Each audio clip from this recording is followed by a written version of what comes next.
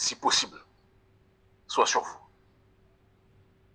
Je dis si possible toujours parce que, comme vous le savez, quand on connaît le sentiment d'injustice généralisé, quand on connaît l'oppression la plus putréfiée, quand on connaît le néocolonialisme le plus globalisé qui réussit à se propager par l'intermédiaire de nos dirigeants africains corrompus, pour nombre d'entre eux, il est évident qu'il est très difficile d'être profondément en paix.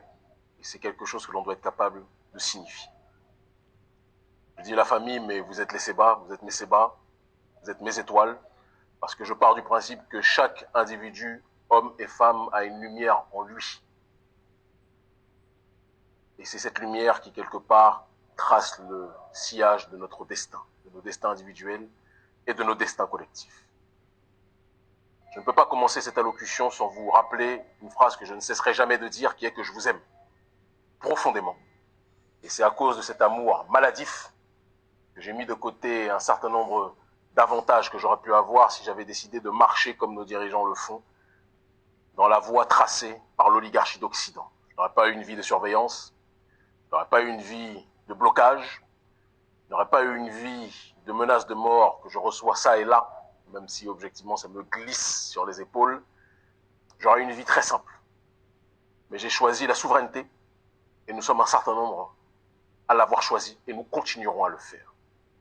En l'honneur de ceux qui nous ont précédés, vous voyez derrière moi le roi, celui que je passerai ma vie à honorer, Béhanzin, d'accord, qui s'est battu pour notre souveraineté, une souveraineté qui est plus que jamais bafouée aujourd'hui, en ce 21e siècle, dans mon pays, le Dahomey, le Bénin. Et de l'autre côté, Thomas Sankara, qui dans cette ligne panafricaniste et cette lutte pour la justice sociale, cette lutte contre le néocolonialisme, a montré que même si nous n'avions pas les moyens matériels de l'ennemi, nous avions l'intelligence, nous avions la volonté, nous avions la capacité qui pouvait faire trembler n'importe quelle montagne. Mon intervention d'aujourd'hui va être la plus succincte, la plus synthétique possible. Et elle va porter sur la réaction lâche, profondément hypocrite du gouvernement béninois suite à nos sorties et nos révélations, puisque je le redis dans l'ordre, le Parti communiste béninois, qui est probablement aujourd'hui, je dois le dire, l'une des rares structures politiques au pays qui ont le plus la capacité de critique de fond et de forme vis-à-vis des autorités, vis-à-vis des dérives néocoloniales, du concubinage incestueux des autorités béninoises avec l'oligarchie française. Le Parti communiste avait révélé avant tout le monde, même si nous le savions depuis des mois, il faut qu'on puisse aussi être capable de le dire, que l'armée française était présente sur le sol béninois. J'ai relayé ce propos parce que ça ne sert à rien d'avoir une grosse notoriété si ce n'est pas pour véhiculer le message et pour éduquer les masses. Ça ne sert à rien. C'est notre responsabilité. Et la réaction du gouvernement béninois, sur lequel on va revenir en deux temps, parce qu'on va parler de la présence d'armée française au Bénin, et on va parler ensuite de la mort de 4 patients qui sont décédés au Bénin, à l'hôpital, juste parce qu'il y avait une coupure de courant, et parce que le gouvernement n'est pas apte à d'autres préoccupations que de mettre de l'argent pour des groupes électrogènes. Pourtant, l'hôpital est en face de la présidence, et croyez-moi, il n'y a pas de coupure chez eux, et à la seconde, il y a une coupure, il y a déjà l'électricité qui revient au palais présidentiel. Mais l'hôpital, comme ce sont des pauvres, ça ne pose pas de problème. Mais on y reviendra tout à l'heure.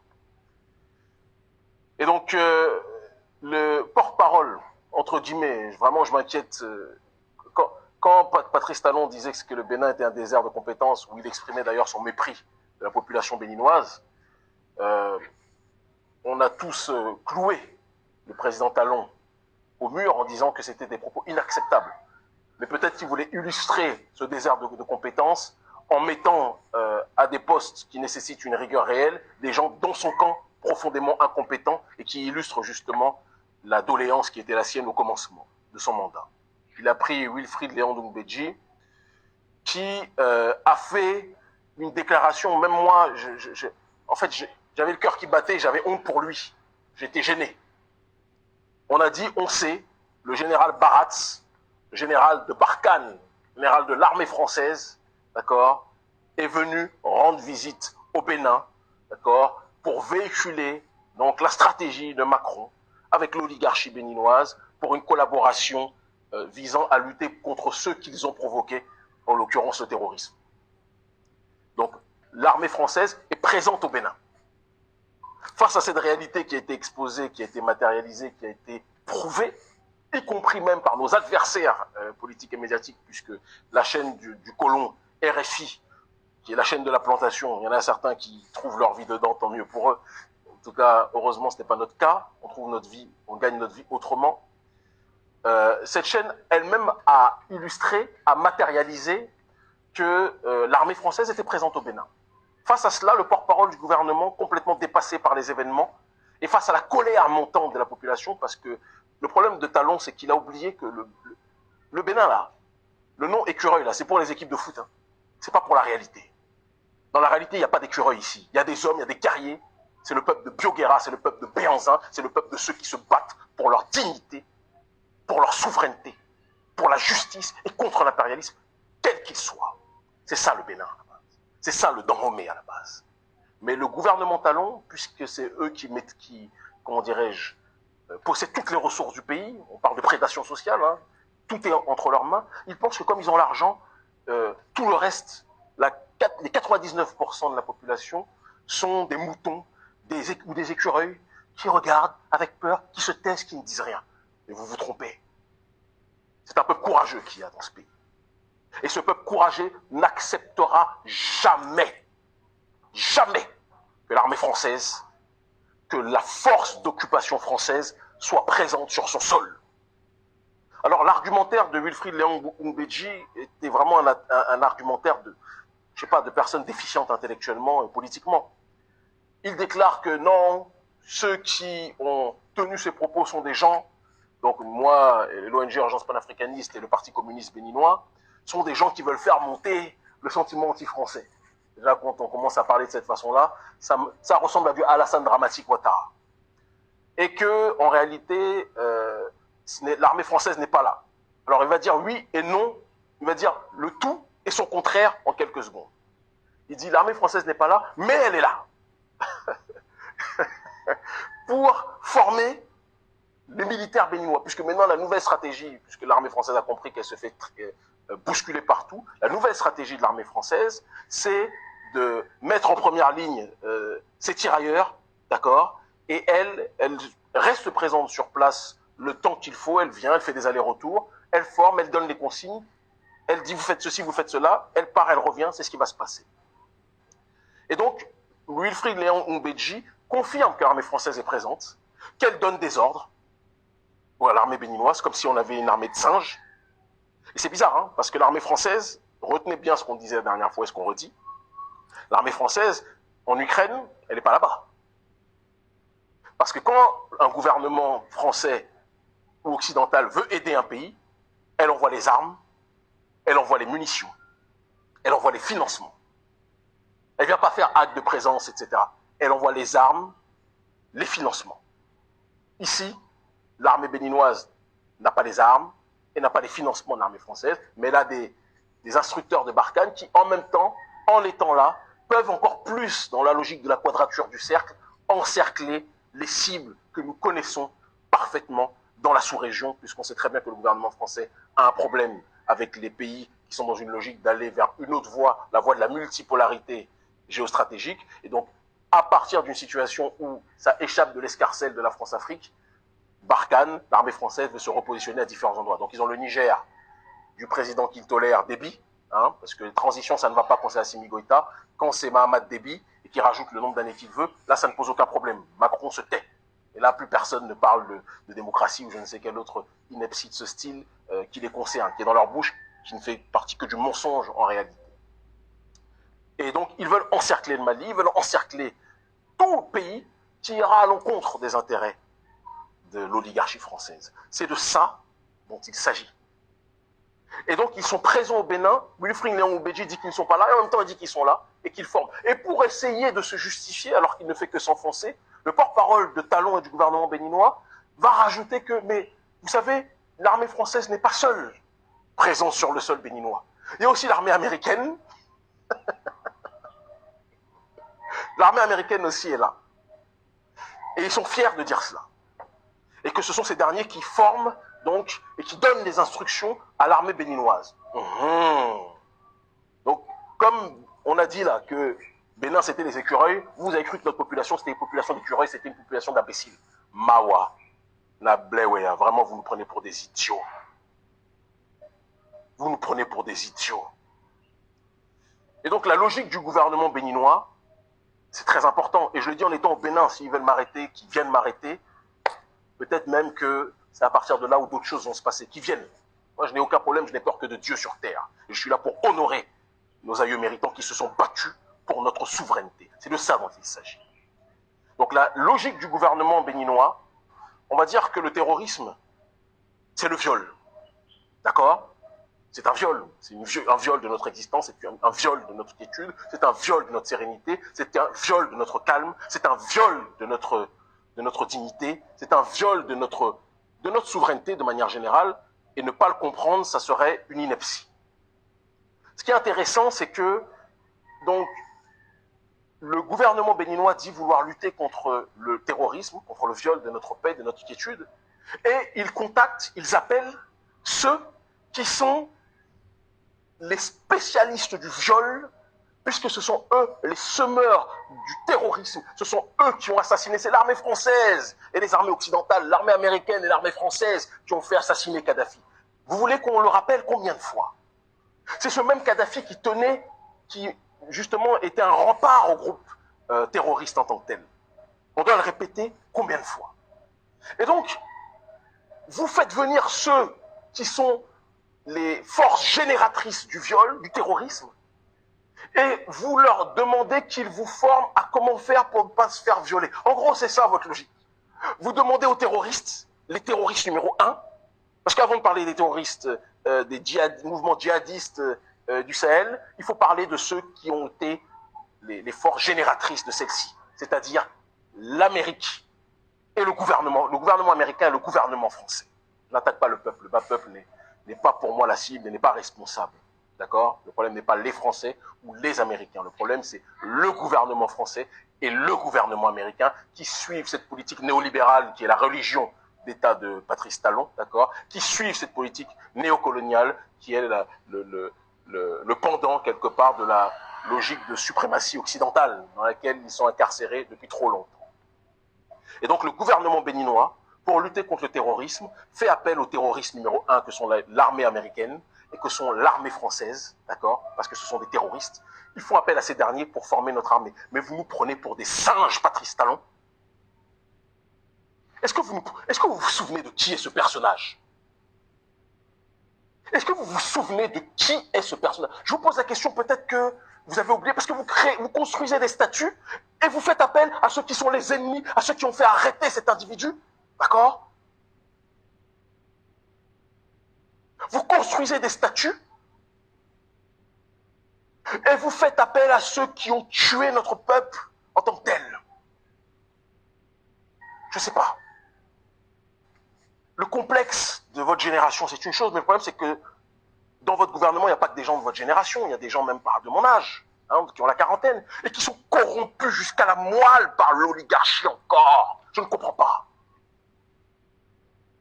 Donc, votre ni oui ni non, à un moment donné, ça ne tient pas. Est-ce que le gouvernement béninois travaille avec l'armée française? Oui ou non? Arrêtez de parler chinois ou javanais. Bla bla bla, ching chong, ching chong, ching chong. Non. Ils sont ici au Bénin, oui ou non? Dans la population au sein du nord du Bénin, oui ou non? Est-ce que la population béninoise a été sollicitée pour la présence de l'armée française? Oui ou non? Répondez simplement, Wilfried Léon Oubedji, là. Arrête tes histoires de DJ, s'il te plaît. Est-ce qu'ils sont présents sur le sol béninois? Oui ou non? Vous croyez qu'on va se taire? Vous croyez qu'on a peur de vous? Parce que vous avez mis des instruments de répression, vous avez mis la criette, vous avez vos agents qui sont là, qui surveillent tout le monde, etc. Mais vous pensez que tout le monde a peur de vous, ici? Président Talon, moi je ne suis pas Réki Amadougou. Je ne serai pas Réki Amadougou. Vous incarcérez, si vous m'attaquez, nous verrons ce qui va se passer dans ce pays et dans la sous-région. Il faut savoir à qui on s'attaque. En faisant venir l'armée française ici, vous vous attaquez non pas à Kémy Séba, vous vous attaquez à la volonté souverainiste africaine. Vous vous attaquez à la volonté panafricaniste du XXIe siècle. Nous ne voulons pas de l'armée française. Est-ce que c'est clair? Est-ce que c'est clair, président Talon? On réfléchit bien. Et le jour où notre peuple ici, l'Afrique de manière générale, mais notre peuple ici, au Dahomey, au Bénin, va se réveiller, je vous assure, président Talon, que vous allez tourner les talons et vous allez peut-être rejoindre le président Macron. Ce n'est pas une menace, mais c'est une analyse prospective. Vous ne pouvez pas mépriser le peuple. Je vais venir après sur l'épisode de l'hôpital. Vous ne pouvez pas mépriser le peuple de cette façon, ne faire aucun référendum, ne jamais consulter le peuple, le mépriser, le priver de sa voix démocratique. D'ailleurs, soit dit en passant, j'annonce, pour ceux qui ne le savent pas, que je suis censuré, et de source sûre, puisque c'est une amie de Canal 3, de la chaîne Canal 3 qui me l'a dit, que je suis interdit d'accès aux médias béninois, alors que je passe dans tous les médias du continent africain. En Amérique du Sud, je passe. En Europe de l'Est, je parle. Je passe. Au Moyen-Orient, au Proche-Orient, je passe. D'accord? Même dans le reste de l'Europe, je passe. Là où je ne passe pas, évidemment, c'est en France. On sait pourquoi, parce que les amis de Macron ne vont pas nous laisser passer. D'accord? Et au Bénin, il y a, depuis un certain nombre d'années, une directive qui a été donnée de ne pas laisser Kémy Séba parler, parce que sinon, il va semer le désordre. Ah bon? Mais le problème, c'est que, vous savez, dans nos pays, les gens sont plus sur Internet que devant vos émissions moisies que personne ne regarde. Personne ne regarde vos chaînes de télé avec vos journalistes corrompus. Quand on voit vos chaînes de télé, on a l'impression qu'on est dans la République du Gondwana dont parle le Maman, là. Le Maman de RFI, d'ailleurs. Hein? On a l'impression que c'est ça. Quand on regarde vos chaînes, on a l'impression que le prompteur, c'est la Marina, donc le palais présidentiel, qui rédige. Et si quelqu'un dit quelque chose d'autre, criette, répression. Mais on n'est pas tous faits de ce bois-là. Moi, je vous le dis. Il y a une nouvelle génération dans ce pays. On va faire en sorte, et nous faisons déjà en sorte, d'accord, de nous mobiliser, de nous connecter. Il y a une nouvelle vague dans ce pays, et ce pays va prendre une autre direction prochainement. Pas à travers vos élections bidons législatives, là, ou municipales, et autres, peu importe. Hein. Tout ça, c'est blanc, bonnet blanc, ce sont des inepties, ce sont des foutaises. On ne vous croit pas. On ne croit rien de chez vous. Parce que vous avez fait en sorte que ce soit uniquement vos partis ou des structures qui sont prêtes à collaborer avec vous, que vous puissiez accepter dans le jeu démocratique. Ceux qui ne sont pas dans une démarche d'accepter votre dérive d'injustice sociale, votre dérive de soumission au néocolonialisme, vous essayez de les mettre hors jeu. Mais ça ne tiendra pas. La démocratie, démoscratein, c'est le pouvoir au peuple. Ce n'est pas le pouvoir aux mains d'une petite oligarchie. Léonas, puisque petite oligarchie, c'est déjà petit groupe, mais d'une oligarchie. On ne vous laissera pas faire, président. Donc je synthétise, l'armée française est présente au Bénin, le peuple béninois ne le veut pas, nous ne le voulons pas, nous ne le voudrons jamais, nous ne l'accepterons jamais. Wilfring Léandre Oubedji, porte-parole du gouvernement, il faut rentrer ça dans votre tête, que ce soit l'armée française, que ce soit l'armée américaine, ceux qui sont les faiseurs de terrorisme dans le monde, la population ici au Bénin n'en veut pas. Et la population africaine n'en veut pas. Et le courant panafricaniste, dont je suis une des voix de manière factuelle les plus audibles, et je fais mise en disant ça, n'en veut pas. D'accord? Nous n'en voulons pas. Vous ne nous forcerez pas. Nous n'en voulons pas. Et je vous dirais même que nous sommes des hommes de paix, parce qu'on vous prévient que si vous laissez l'armée française rester au Bénin, moi j'ai peur qu'il y ait des émeutes dans le nord du Bénin, dans les temps à venir. Et souvenez-vous qu'à chaque fois que je fais des prévisions, ce n'est pas des souhaits, hein, c'est des prévisions. À chaque fois que je fais des prévisions, ça arrive. Très souvent. Allez, 8 fois sur 10, ça arrive. Il y a toujours une marge d'erreur, mais ça arrive. Donc, quand on vous dit on ne veut pas d'armée française, arrêtez le forcing, président Talon. On a compris quand vous êtes allé faire la danse du ventre au MEDEF, auprès du patronat français, parce que vous voulez que les grandes entreprises françaises viennent investir au Bénin. Vous voulez en fait que notre pays ressemble à la Côte d'Ivoire. Vous voulez que notre pays soit possédé par la France comme la Côte d'Ivoire. C'est ça que vous voulez, dans une sorte de partage, comment dirais-je, accepté, d'accord, de partage conjoint, de partage, comment dirais-je, allez, proportionnel, excusez-moi, de partage équivalent euh, entre le clan Talon, qui est l'oligarchie la plus violente qui existe de l'histoire du Bénin, l'histoire récente du Bénin, d'accord, et l'oligarchie française. Donc au Bénin, les propriétaires du Bénin, c'est l'État